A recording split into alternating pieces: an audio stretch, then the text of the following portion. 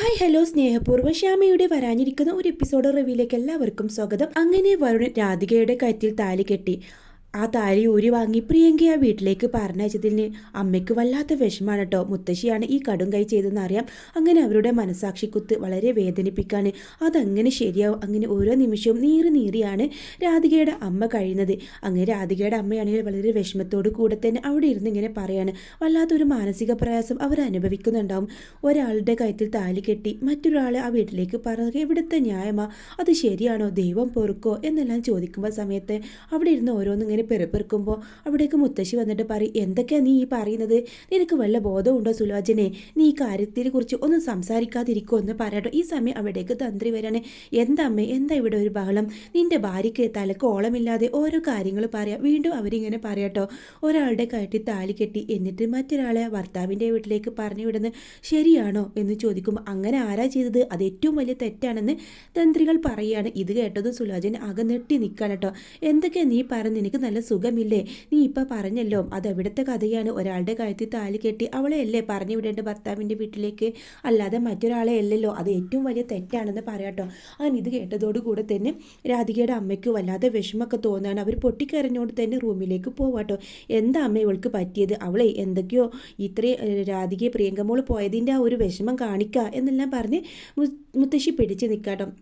അതിനുശേഷം രാത്രി എല്ലാവരും ഉറങ്ങിക്കഴിഞ്ഞതിന് ശേഷം രാധികയുടെ റൂമിലേക്ക് വരികയാണ്. എന്നിട്ട് എവിടെയാണ് നിൻ്റെ ഡ്രസ്സൊക്കെ എന്ന് ചോദിച്ചിട്ട് അവൾ ഡ്രസ്സെല്ലാം ഒരു ബാഗിലാക്കട്ടെ. എന്താ മുത്തശ്ശി, എന്തിനാ എൻ്റെ ഡ്രസ്സെല്ലാം ബാഗിലാക്കുന്നത്?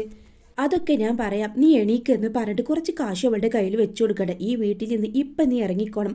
നീ ഇവിടെ നിൽക്കുന്നിടത്തോളം കാലം ആപത്തേ ഉള്ളൂ. എൻ്റെ പ്രിയങ്കമോളുടെ ജീവിതമാണ് ഇല്ലാതാവുക. അതുകൊണ്ട് ഇനി ഒരു നിമിഷം നീ ഈ വീട്ടിൽ നിൽക്കാൻ പറ്റില്ല. എൻ്റെ മുത്തശ്ശി, ഞാൻ ഈ കാര്യം ആരോടും പറയില്ല. വരുണേട്ടൻ എൻ്റെ കഴുത്തിലാണ് താലി കെട്ടിയ കാര്യം ഞാൻ കാരണം ഒരാളും അറിയാൻ പോകുന്നില്ല. മുത്തശ്ശി എന്നെ ഈ വീട്ടിൽ നിന്ന് പറഞ്ഞു വിടല്ലേ എന്നും പറഞ്ഞ് മുത്തശ്ശിയുടെ കാല് പിടിച്ച് കരയാണ് കേട്ടോ രാധിക.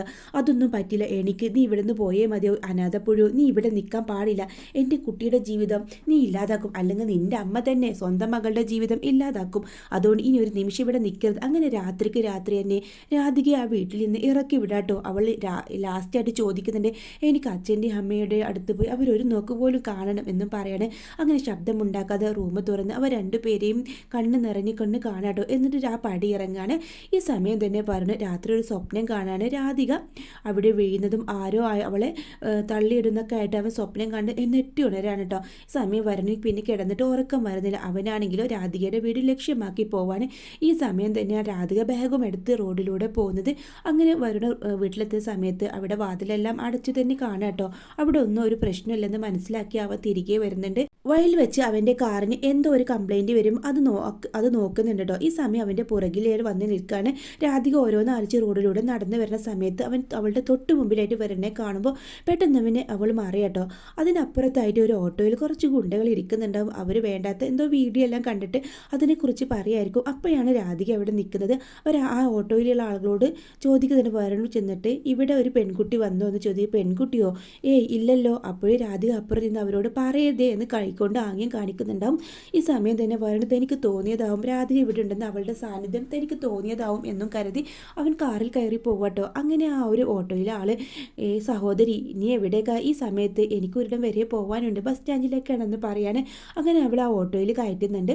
അങ്ങനെ ഓട്ടോയിൽ കയറ്റി വഴിയിലെത്തുമ്പോൾ അയാളുടെ കൂടെയുള്ള മറ്റുള്ളവരും അവിടേക്ക് വരാട്ടോ. എന്നിട്ട് ഈ രാധികയെ ഉപദ്രവിക്കാൻ വേണ്ടി ശ്രമിക്കാണ്. 3 പേരും കൂടെ ചേർന്നിട്ട് രാധികയെ ഉപദ്രവിക്കുന്നത്. ഈ സമയം അവിടേക്ക് രാധികയെ രക്ഷിക്കാൻ എന്നോണം ഒരാൾ വരുന്നുണ്ട് കേട്ടോ. ഒരു സ്ത്രീ വരുന്നുണ്ട്, ഒരു ചേച്ചി വരികയാണ്. എന്താടാ നീയൊക്കെ കാണിക്കുന്നത്? ഒരു പെണ്ണിനെ കണ്ടാൽ നിനക്കൊന്ന് വെറുതെ വിടാൻ പറ്റില്ലേ എന്നും ചോദിച്ചിട്ട് ആ 4 പേരെയും അവരങ്ങ് ഓടിക്കാണ്. അതിനുശേഷം രാധികയെ ഒരു അമ്പലത്തിൽ കൊണ്ടുപോയി ഇരുത്താട്ടോ. അവരൊരു പച്ച കുത്തുന്ന സ്ത്രീ ആയിരിക്കും. അങ്ങനെ അവർ ചോദിക്കും, എന്താ മോളെ നിൻ്റെ പ്രശ്നം? എന്തായാലും ഒന്നുമില്ലെന്ന് പറഞ്ഞ് രാധിക ഒഴിഞ്ഞു മാറാണ്. ഈ സമയം അവർ പറയും, എനിക്ക് വല്ലാത്ത വിശപ്പ്. ഇന്നാണെങ്കിലോ ഒറ്റ ഒരാളെയും കിട്ടിയില്ല. മോളൊരു പച്ച കുത്തോ, ഒരു കുഞ്ഞു പച്ച കുത്തിക്കോ, എന്നിട്ട് എനിക്ക് വിശക്കാനുള്ള ഭക്ഷണത്തിനുള്ള കാശ് താ എന്ന് പറയട്ടോ. എനിക്ക് പച്ച ഒന്നും കുത്തേണ്ട, ചേച്ചിക്ക് വിശപ്പിനുള്ള കാശ് ഞാൻ തരാം, ഭക്ഷണം കഴിക്കാനുള്ള കാശ് ഞാൻ തരാം എന്ന് പറഞ്ഞാൽ അവൾ കാശ് കൊടുക്കുന്നുണ്ട്. എന്താ ജോലി ചെയ്യാതെ കാശ് വാങ്ങാനോ? അതിനെന്തായാലും എന്നെ കിട്ടില്ല മോള് ആരും കാണില്ല, ഞാൻ പച്ച കുത്തിത്തരാം. മോൾക്ക് എന്ത് പേരാണ് എഴുതേണ്ടതെന്ന് ചോദിക്കണം. അങ്ങനെ അവളുടെ കഴുത്തിന് മുടിയുടെ അടിയിലായിട്ട് തന്നെ വരുണിൻ്റെ പേര് എഴുതുന്നുണ്ട് കേട്ടോ. വരുണിൻ്റെ പേര് പച്ച കുത്താണ്.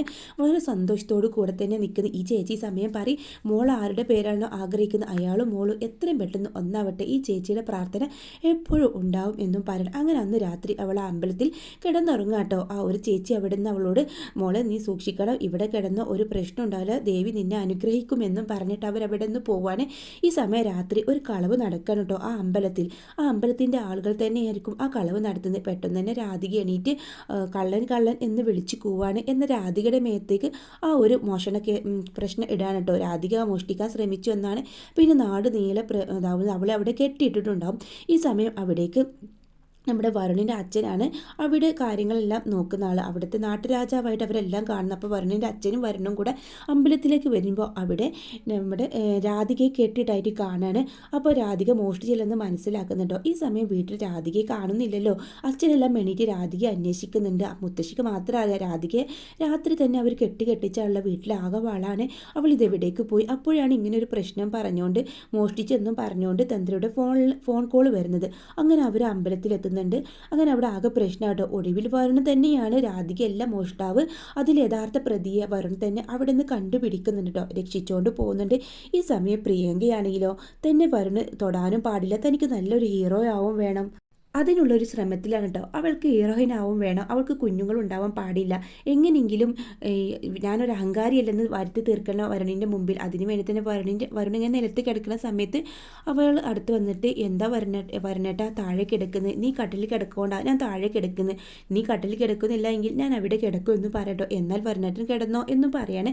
അങ്ങനെ പ്രിയങ്ക താഴെ കിടക്കുകയാണ്. ഇത്രയും ഇങ്ങനെയൊക്കെ ഇമ്പ്രസ് ചെയ്യാൻ പോയാലേ ഇതായിരിക്കും അവസ്ഥ, നിനക്ക് കട്ടിൽ കിടക്കാൻ പറ്റിയില്ലെന്നൊക്കെ പറഞ്ഞ് പ്രിയങ്ക അങ്ങനെ വളരെ ദേഷ്യപ്പെടുന്ന കേട്ടോ. ഈ സമയം തന്നെ പ്രിയങ്കയുടെ ചിന്ത എങ്ങനെയെങ്കിലും വരുണിനെ കൊണ്ട് സിനിമക്കുള്ള കാശ് ഇറക്കിപ്പണി തനിക്ക് വലിയൊരു ഹീറോ ആവണം, എന്നിട്ട് ചേച്ചിയുടെ കഴുത്തിലാണല്ലോ താലി കേട്ടെ, പിന്നെ ഞാൻ വലിയ ഹീറോ ആയതിനു ശേഷം അയാൾ ചേച്ചിയെ കൂടെ പൊയ്ക്കോട്ടെ, അതാണ് എനിക്ക് വേണ്ടത്. അങ്ങനെ തന്നെയാട്ടോ പ്രിയങ്കയുടെ മനസ്സിൽ. പ്രിയങ്കയുടെ മനസ്സിൽ ഒരിക്കലും വരുണിനോട് പ്രണയമോ സ്നേഹമോ ഒന്നുമില്ല. അവൾക്കൊരു ഹീറോയിൻ ആവണം, അത്ര തന്നെയുള്ളൂ. ചേച്ചിയാണ് കഴുത്തിൽ താലി കെട്ടിയത് അവൾക്ക് ഇടയ്ക്കിടയ്ക്ക് ഓർമ്മയുണ്ട്. അങ്ങനെ ആ ഒരു കല്യാണ ഫോട്ടോ അവരുടെ കയ്യിൽ കിട്ടട്ടെ. അതിലൊരു ഫോട്ടോയിൽ നമ്മുടെ രാധികയുടെ മുഖം നന്നായി വ്യക്തമായിട്ട് കാണുന്നുണ്ട്. ആ ഫോട്ടോ എടുത്ത് മാറ്റാൻ വേണ്ടി പ്രത്യേകം മുത്തശ്ശി പറയുന്നുണ്ടാവും. ആ ഒരു ഫോട്ടോ എവിടെയാണെന്ന് തപ്പി നടക്കായിരിക്കും പ്രിയങ്ക. അങ്ങനെ ആ ഒരു ഫോട്ടോ ആ മുത്തശ്ശിയുടെ കയ്യിൽ പെടാണ് കേട്ടോ. അവിടെ വരുണിൻ്റെ ആ മുത്തശ്ശിയുടെ കയ്യിലാണ് പെടുന്നത്. അത് എടുക്കാനുള്ള ഒരു ശ്രമമൊക്കെ നടക്കാൻ, പക്ഷേ ആ ഫോട്ടോ ഒന്നും വരുണിൻ്റെ ആരുടെയും കയ്യിൽ പെടുന്നില്ല. അങ്ങനെ നമ്മുടെ രാധികയ്ക്കൂടെ മനസ്സിലെ ഇഷ്ടം വരുണിനോട് തുറന്ന് പറയാണ് കേട്ടോ. ഒടുവിൽ വരുണിനെ കെട്ടിപ്പിടിച്ച് അവൾ ആ ഇഷ്ടം തുറന്ന് പറയുന്നുണ്ട്. അതിന് കുറച്ചൊക്കെ എപ്പിസോഡുകൾക്ക് ശേഷം മാത്രമാണ് രണ്ടുപേരും കൂടെ ഒരുമിക്കൊക്കെ ചെയ്യുന്നത്.